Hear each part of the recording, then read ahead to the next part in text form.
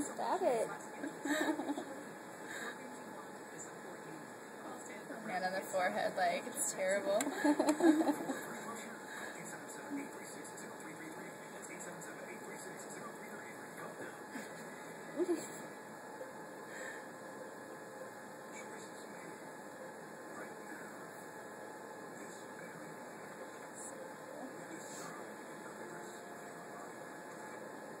Baby has the hiccups.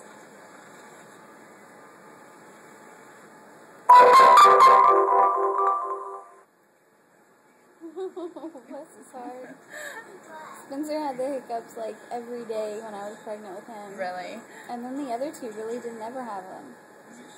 At least I never really noticed. You see it, Spencer?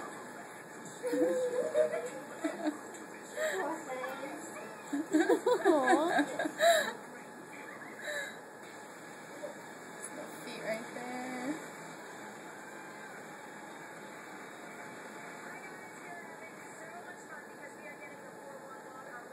The legs stretched all the way out. See that?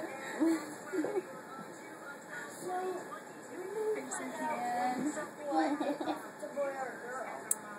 Not for probably about another month and a half.